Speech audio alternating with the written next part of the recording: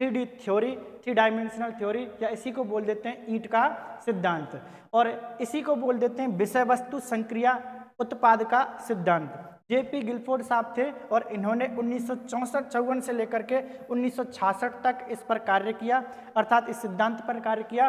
और सिद्धांत को दिया कब था? 1967 ईस्वी में इन्होंने सिद्धांत को प्रतिपादित किया।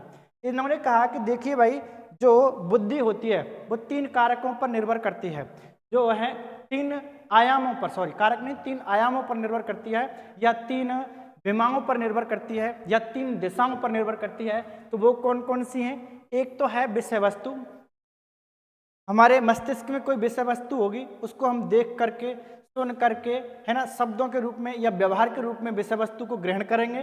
फिर विषय वस्तु की क्या करेंगे? संक्रिया करेंगे, और फिर उत्पाद के रूप में हम उसको बाहर निकालेंगे। जैसे कि मैं बात करूं, मैंने कहा कि भाई ये है, मान के चलिए इसको मैंने बनाया, और ये है क्या? ये बन गया एक घन। हमने इसको देखा, दिमाग में आया, संक्रिया करी तो घन, हमने कहा कि ये तो घन है। और उत्पाद के रूप में हमने कहा कि भाई ये क्या है? सोचा विचारा तो उत्पाद के रूप में निकल के आया घन। तो हमने इसको उत्पाद के रूप में जो देखा वो क्या है? घन है। तो ऐसी आकृति हमने पहले कभी देखी होगी, सुनी होगी, समझी होगी। तो उसी तरीके से इसने आगे जाकर के कहा कि जेपी गिलफोर्ड के अनुसार बुद्धि की जो है वो 3 योग्यता हैं, एक तो विषय वस्तु, संक्रिया और उत्पाद, है ना। इसमें आगे जाकर के इन्होंने अलग अलग संक्रिया को, विषय वस्तु को और उत्पाद को अलग अलग भागों में, खंडों में भी बांट के बताया कि इस प्रकार से विषय वस्तु हो सकती है, इस प्रकार से संक्रिया हो सकती है, और इसी प्रकार से क्या हो सकती है? इसी प्रकार से उत्पाद हो सकता है। तो इन्होंने विषय वस्तु के पहले प्रारंभ में 4 बताए थे तत्व। एक तो था आकृत्यात्मक, या इसी को चित्रात्मक कहा। 1977 में इसका संशोधन किया, और संशोधन के बाद में एक दृश्य और दूसरा क्या कर दिया? श्रवण, यानी कि इसी के 2 भाग कर दिए।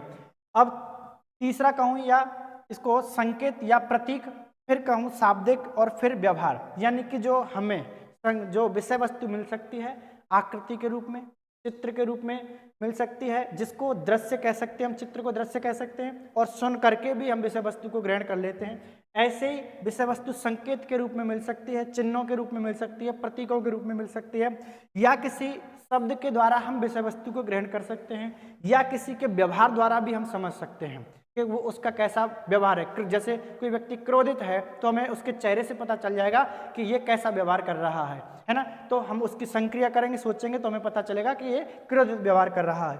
प्रारंभ में इसमें कितने तत्व थे? 4 तत्व थे।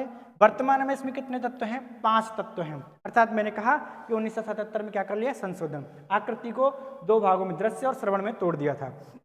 इसके बाद में बात करते हैं संक्रिया, है ना। संक्रिया के भी इन्होंने बताए तत्व। स्मृति धारण, सबसे पहले हम क्या करेंगे? स्मृति धारण करेंगे। संज्ञान, जो हमने कोई विषय वस्तु के बारे में पहले से जानकारी ले रखी है। अब सारी चिंतन, हम किसी विषय वस्तु का विभिन्न प्रकार से, किसी विषय वस्तु के समाधान के लिए या फिर समाधान करने के लिए अलग अलग तरीके से हम विचार करते हैं, सोचते हैं।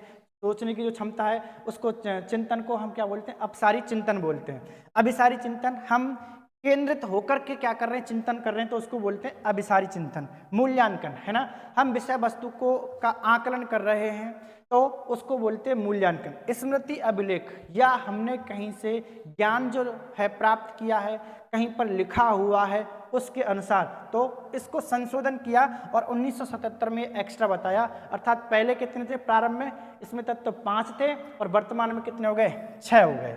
इसी तरीके से इन्होंने कहा कि भाई देखो, उत्पाद में भी हैं। एक तो उत्पाद जो हमें मिल सकता है वो किसके रूप में मिल सकता है? इकाई के रूप में मिल सकता है। उत्पाद वर्ग के रूप में मिल सकता है, समूह के रूप में मिल सकता है, किसी पद्धति, निर्धारित पद्धति के आधार पर मिल सकता है, या फिर किसी संबंध के रूप में हमें उत्पाद मिल सकता है, या फिर प्रत्यावर्तन या रूपांतरण के रूप में भी हमें क्या मिल सकता है?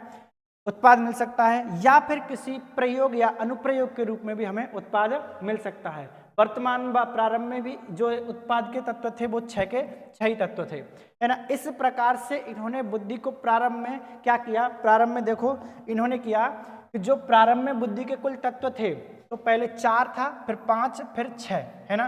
पहले विषय वस्तु के 5 रूप थे, फिर विषय वस्तु के 4 रूप थे, फिर 5 थे, संक्रिया के और फिर उत्पाद के 6 थे। तो इनका मल्टीपल करें तो कितने, 120 कुल तत्वों की संख्या आपसे पूछ लेता है जेपी गिलफोर्ड के अनुसार। तो यहाँ पर आपको 120 प्रारंभिक अब स्थिति है। वर्तमान की स्थिति पूछ लेता है तो 5 गुणा 6 गुणा 6, क्योंकि ये जो है संक्रिया विषय वस्तु है, विषय वस्तु और ये जो है ये है संक्रिया के तत्व हैं और ये है क्या, उत्पाद के तत्व हैं। तो इस प्रकार से यदि हम इनका मल्टीपल करते हैं तो कुल तत्वों की संख्या कितनी होगी, 180। इस प्रकार से जेपी गिलफोर्ड साहब ने अपने सिद्धांत को दिया और इधर से उन्होंने एक चित्र बना करके समझाया कि इस प्रकार से संक्रिया, उत्पाद और विषय वस्तु ये सब मिलते हैं और फिर हम एक उत्पाद विषय वस्तु के बाद हम संक्रिया करेंगे हृदय में और संक्रिया के बाद हमें क्या प्राप्त होगा, उत्पाद प्राप्त होगा। ये था आपका जेपी गिलफोर्ड का और स्पीयरमैन का मैंने आपको बताया सिद्धांत। धन्यवाद। पसंद आए तो लाइक शेयर कमेंट जरूर करना।